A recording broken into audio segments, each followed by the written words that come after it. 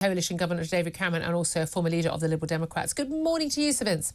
Morning. Thank you very much indeed for joining us. I want to talk to you about inflation, but I'd love to get your thoughts first, if I can, on that story about migrant deportation flights, because I imagine you're very much part of the Islington dinner party set that would be appalled by that.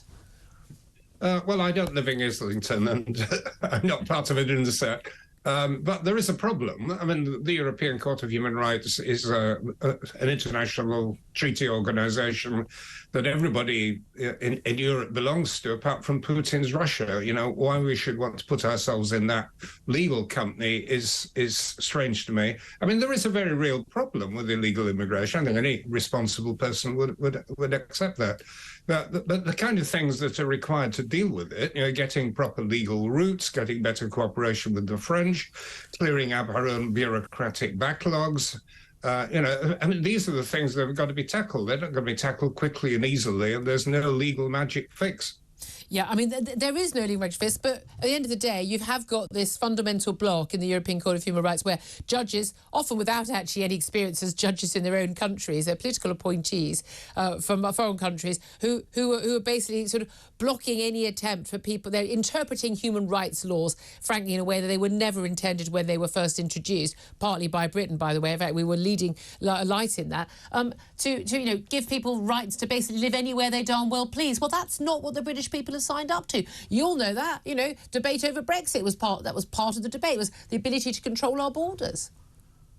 Well, indeed, but the European Court of Human Rights applies to all countries in Europe. I mean, as you've just heard from your other speaker, you know, this applies to all European countries. I mean, one thought I had, which, you know, is out of the blue, is not official, is why don't we do a kind of triage operation in these camps in France to have British officials who are based there and who identify the people who have genuine asylum claims? I mean, there are people there, for example, who are helping British soldiers in Afghanistan and Iraq, but they're not allowed legal entry. So identify them, give them a fast track, give them papers, allow them to work when they arrive, and then deal with the proper illegals, the ones who are simply trying to dodge the rules separately. Well, that's the thing. It's all very well if we did do that, but of course, if we did that, that would not stop the people who would be economic migrants or wouldn't have a chance of staying here from coming illegally, because whatever safe routes you have, whatever you do, there'll still be, it would appear, many, many thousands, tens of thousands, who will still attempt to come.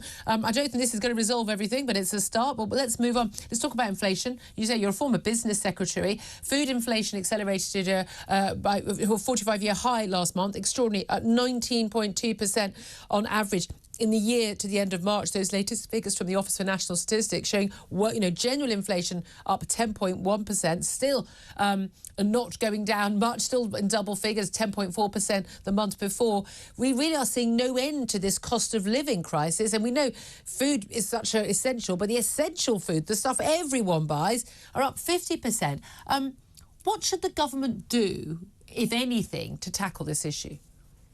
Well, there isn't a great deal they can directly do, because presumably we don't want to go back to a system of price controls.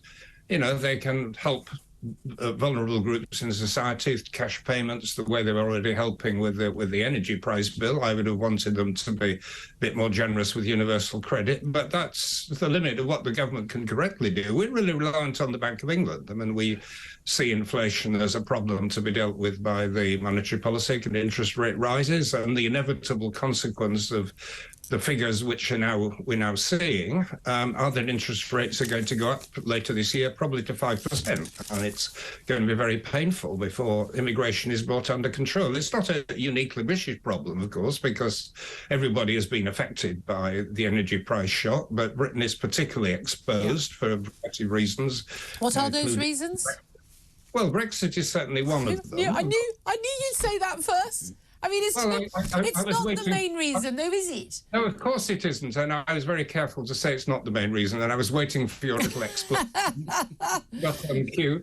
But the simple fact is, I mean, the Bank of England itself has identified this as a problem because quite a lot of European suppliers who were supplying the UK market have simply withdrawn because they're worried about all the red tape and all the hassle now we've left the single market. So it is a factor. Apart from the fact that we don't impose lots of that, a lot of that difficulty isn't imposed coming into this country at all. You know perfectly well this is down to locking down everybody. Poor harvests in Northern Europe and in Spain in particular. We've got, the Ukraine war, that's had a massive impact. But largely, it's this massive cost of energy and transport costs and all of that as well. Those are the costs. But I know you were just teasing me with the Brexit mention, but there are still an awful lot of people on your side of that debate who still think this is all down to Brexit. Germany's experiencing sky-high inflation, again, down to their insane energy policy. Well, I think we agree it's just one factor amongst many. Okay, the big problem was energy costs. It's fed through into the costs of food production, food processing, and that particular element will fade away. Yeah. The problem in the UK is that the inflation has now become embedded. I mean, the core inflation is significantly higher than it should be, which is why the agony around higher interest rates, the slowdown, the effect this is going to have on the banking system and the financial institutions, which are already a bit wobbly. I mean, this is why it's worrying. I mean, things are going to get worse before they get better. And that's the worry, isn't it? Lots of the predictions when Rishi Sunak made his 5 pledges, and we had another 5 or more from Keir Starmer as well. I mean, no one can remember any of them other than the fact that there was a cutting, dealing with the NHS strikes. Dealing with NHS waiting lists. Well, that's not going to happen by the next election. And inflation down. Well, a lot of hope that it will go down, but again, it's stubbornly refusing to go down below double figures. And there is this concern the Bank of England will almost inevitably now raise interest rates, 4.25% right now, could go up to 5%. That will be, extraordinarily big hit for a lot of those people who are on variable rates and people who are coming off those fixed rate mortgages. I think 100,000 people every month come off their fixed rates.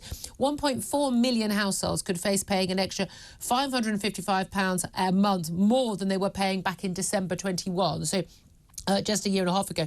And that is more than £6,600 more a year.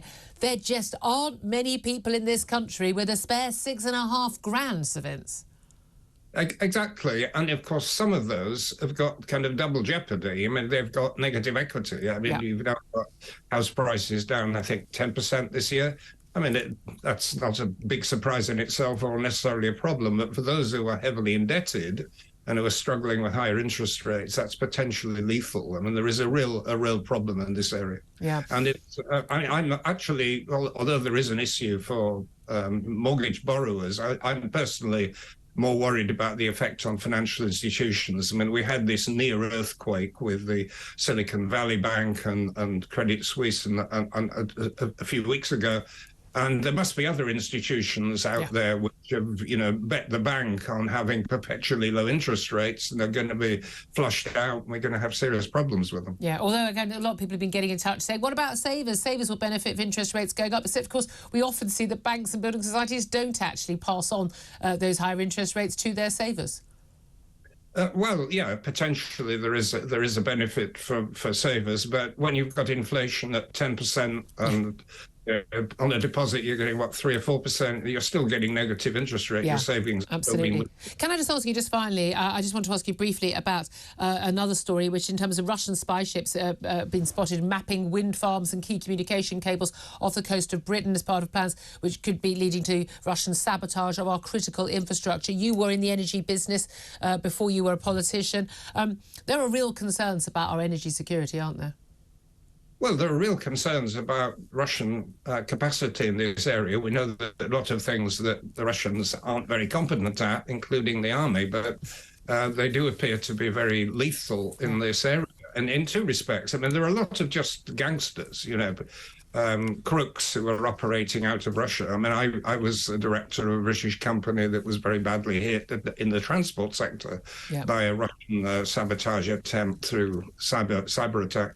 And then there are the politically motivated activities, going back to Trump, arguably Brexit, calm down. But they are a lethal force in this area, and we've got to be protected. I think it was proven that they weren't involved in the whole Brexit thing. Quite a lot of court cases and investigations. So Vince Cable, hate to tell you, it was a Democratic vote.